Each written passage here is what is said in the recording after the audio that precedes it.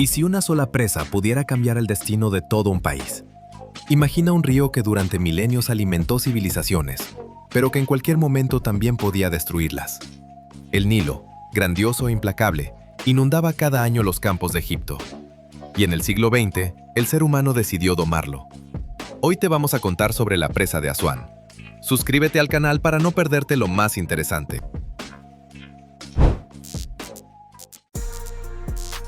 El Nilo, el río más largo del mundo, atraviesa 11 países y lleva agua desde las cumbres de África hasta el mar Mediterráneo.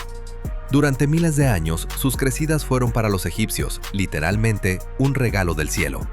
Cada verano el agua subía, inundaba las orillas y dejaba a su paso una capa de fértil limo negro, que los egipcios llamaban con una palabra que significaba vida. Pero la naturaleza rara vez es predecible. Una inundación demasiado fuerte destruía las cosechas, arrasaba aldeas y mataba al ganado. Una demasiado débil dejaba los campos secos y a la gente sin alimento. Egipto vivió durante siglos en ese equilibrio constante entre la abundancia y el hambre, sin poder controlar su propio destino. A finales del siglo XIX, la población de Egipto aumentó de golpe. El país necesitaba más comida, más agua, más tierra.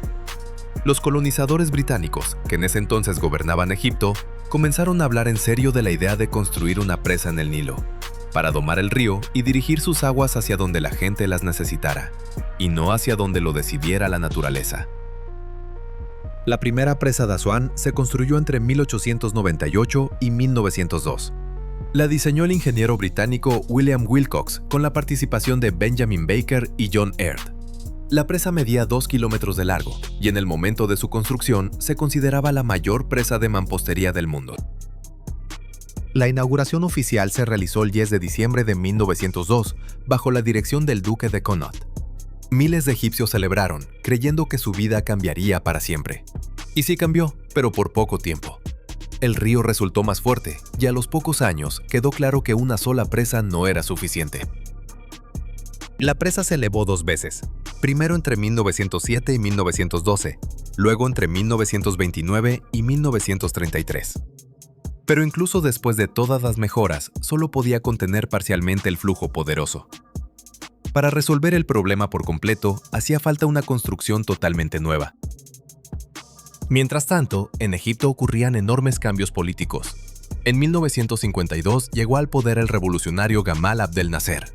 Soñaba con convertir a Egipto en un estado moderno y poderoso, y desde el inicio puso la construcción de una nueva presa alta como prioridad central de su política.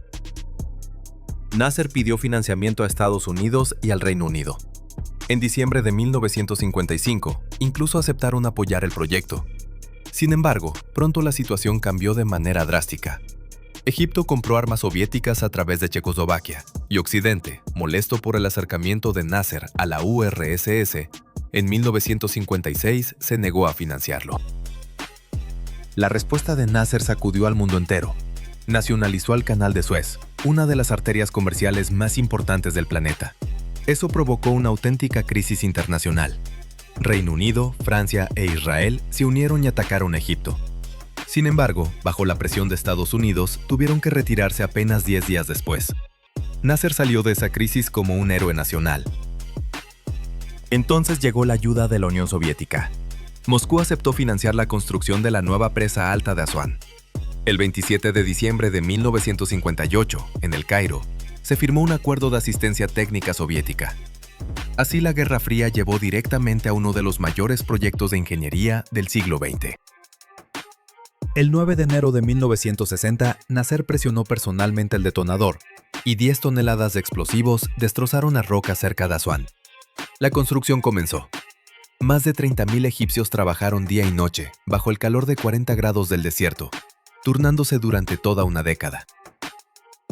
Los ingenieros soviéticos jugaron un papel clave en el proyecto. Llegaron varios miles.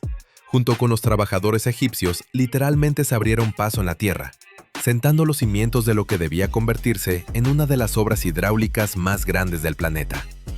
La amistad entre ambos países quedó sellada con concreto y acero.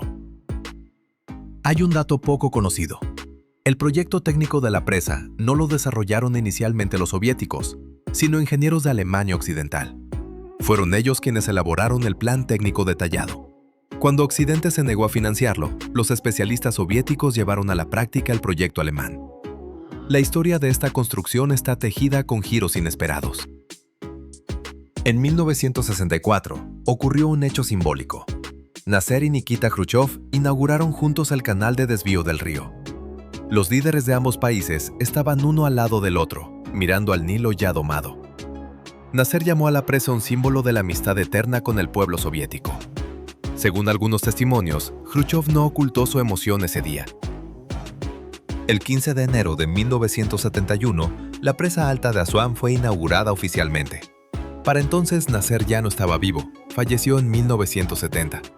La ceremonia la encabezaron el presidente de Egipto, Anwar Sadat, y el dirigente soviético, Nikolai Podgorny.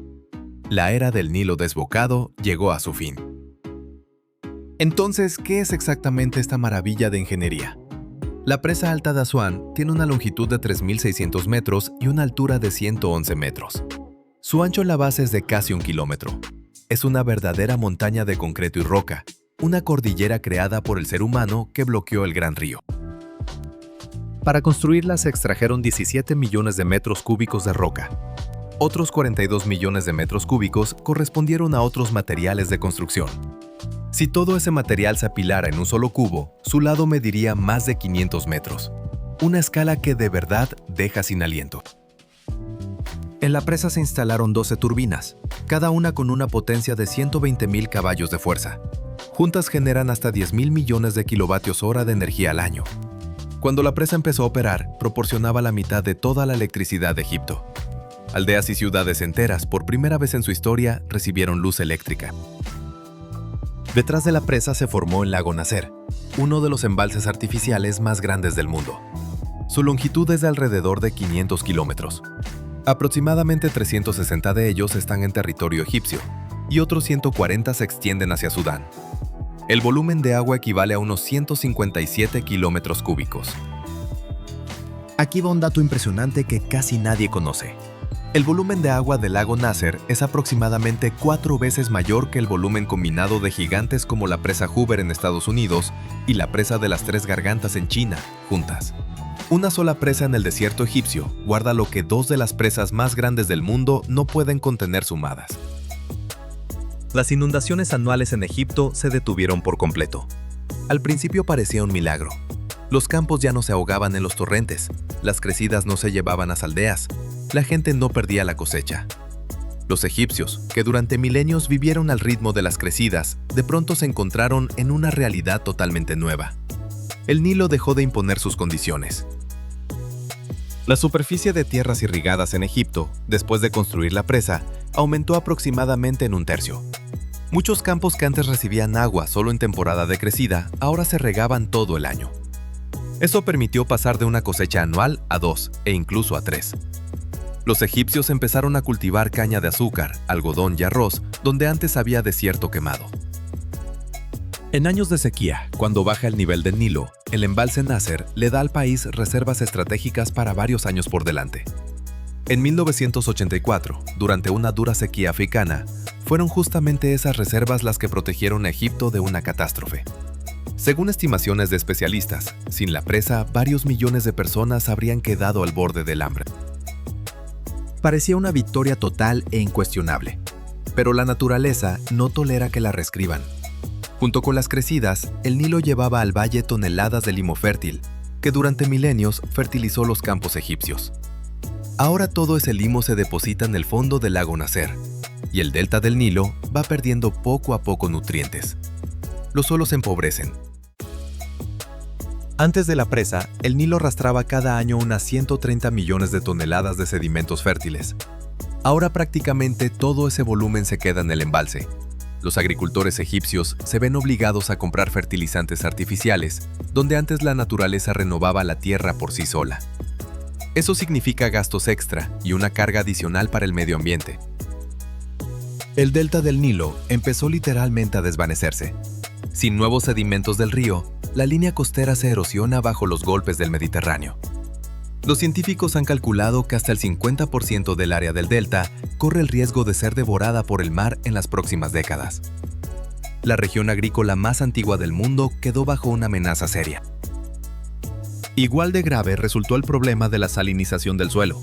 Cuando los campos se riegan de manera constante, sin el lavado natural de una crecida, la sal se acumula en las capas superiores del terreno. La productividad baja y algunas tierras incluso salen de uso. Es una ironía amarga.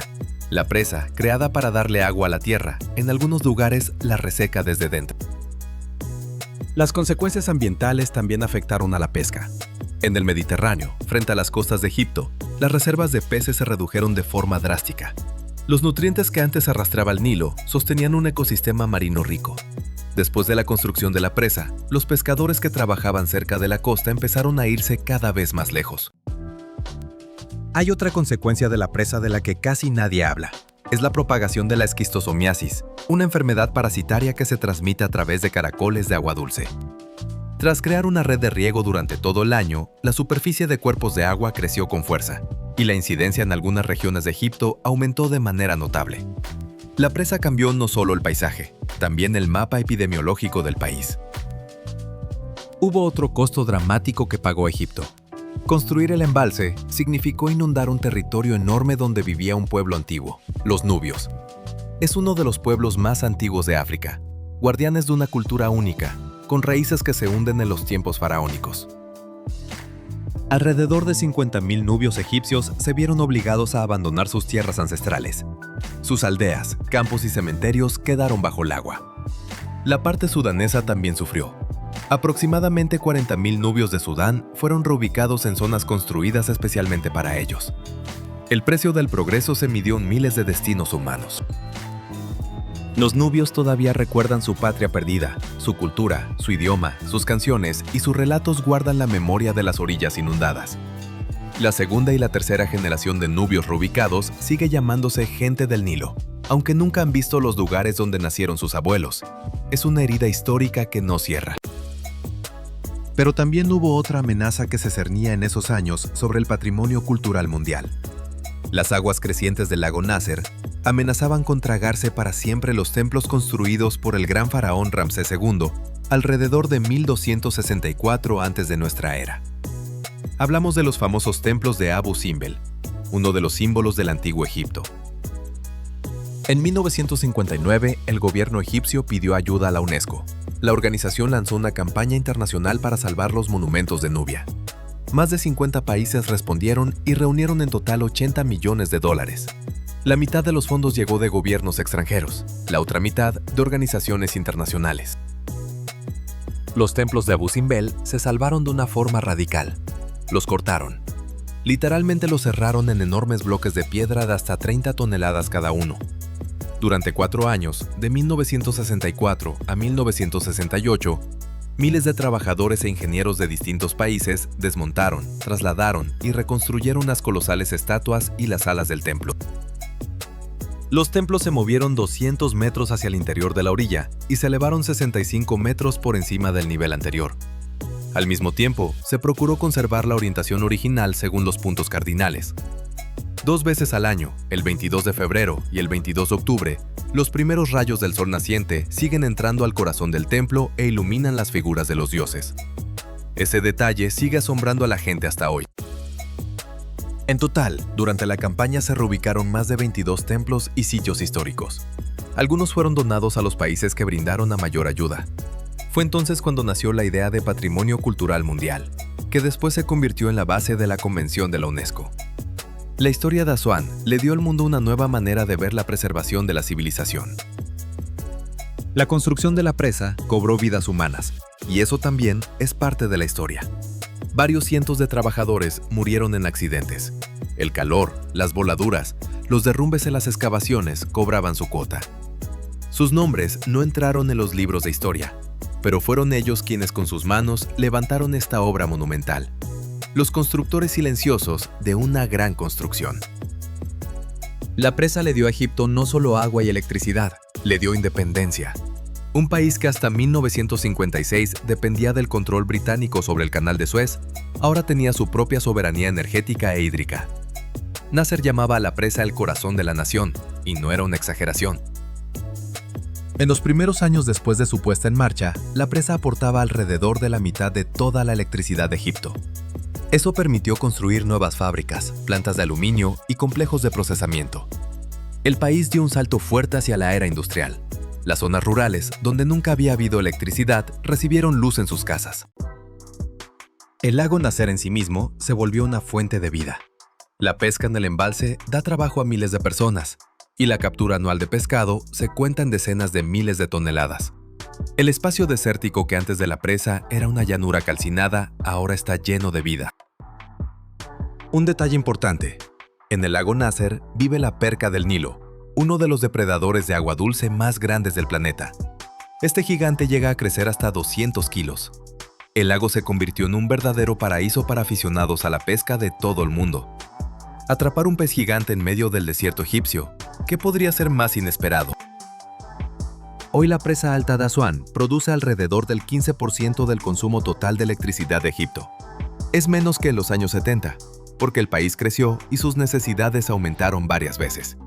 Aún así, la presa sigue funcionando como un elemento importante del sistema energético nacional. ¿Se puede evaluar la presa de Asuán de manera unívoca? No.